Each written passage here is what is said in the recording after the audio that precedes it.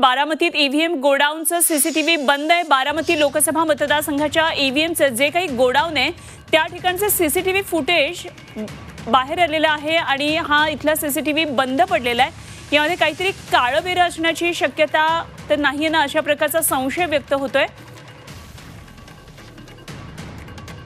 आणि ही दृश्य पहा, एक्सक्लुझिव्ह दृश्य झी 24 तासवर बारामतीमधून ही दृश्य आपल्याला पाहायला मिळतात।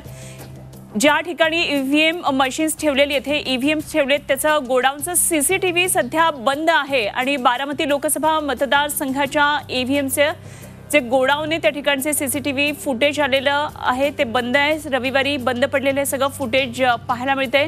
काहीतरी काळबेरे होण्याची शक्यता तर नाही ना, अशाही प्रकारचा संशय या ठिकाणी कार्यकर्ते व्यक्त करतात।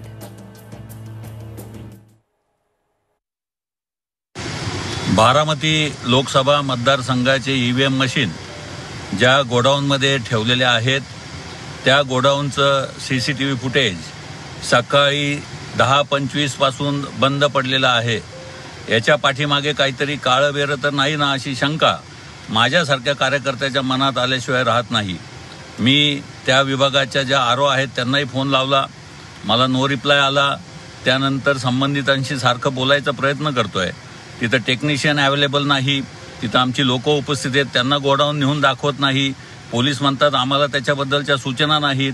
माझी विनंती आहे प्रशासनाला, काय चाललंय, काय चाललंय बारामती। तर एकंदरीत काय झालं या ठिकाणी जाणून घेऊया। आमचे प्रतिनिधी अरुण मेहत्रे आपल्याबरोबर थेट जोडले गेलेले आहेत। अरुण, आता आपण ही बातमी पाहिली, बारामतीमध्ये गोडाऊन आहे ज्या ठिकाणी ईव्हीएम ठेवलेत त्या ठिकाणचे सीसीटीव्ही फुटेजच येत नाही असं कळतंय, काय नेमके तपशील आहेत? आता जी तक्रार सुप्रिया सुळे यांच्या कार्यकर्त्यांनी केली आहे त्यानुसार त्या जिल्हाधिकारी कार्यालयामध्ये या गोदामाचा सगळा डिस्प्ले आहे आणि सगळे सीसीटीव्ही गोदामामध्ये बसवलेले आहेत। त्या गोदामांमध्ये ईव्हीएम मशीन ठेवलेले आहेत।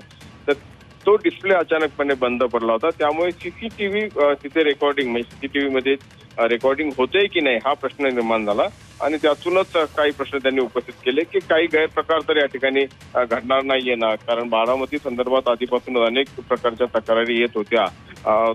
निवडणुकीत पारदर्शीपणा नाहीये, याशिवाय निवडणुकीमध्ये पैसे वाटले गेलेत अशा स्वरूपाचे आरोप झालेले होते। तर या सगळ्या पार्श्वभूमीवरती गोदामामधली सीसीटीव्ही यंत्रणा ही देखील सज्ज असणं आवश्यक आहे, ती आढळून आली नसल्याची तक्रार सुप्रिया सुळे यांच्या वतीने करण्यात आलेली आहे। आता प्रशासनाकडून त्याचं काय उत्तर मिळतं ते पाहावं। ठीक, धन्यवाद अरुण दिलेल्या या सगळ्या सविस्तर माहितीसाठी। अरुण मेहत्रे आमचे प्रतिनिधी आपल्याबरोबर होते आणि पुणे जिल्ह्यातल्या सर्व राजकीय घडामोडींवर अरुण यांचं लक्ष आहे। बारामतीमधून ही महत्त्वाची बातमी, ईव्हीएम गोडाऊनचं सीसीटीव्ही फुटेज येत नाही अशा प्रकारची तक्रार सुप्रिया सुळे यांच्या कार्यकर्त्यांनी केली आहे।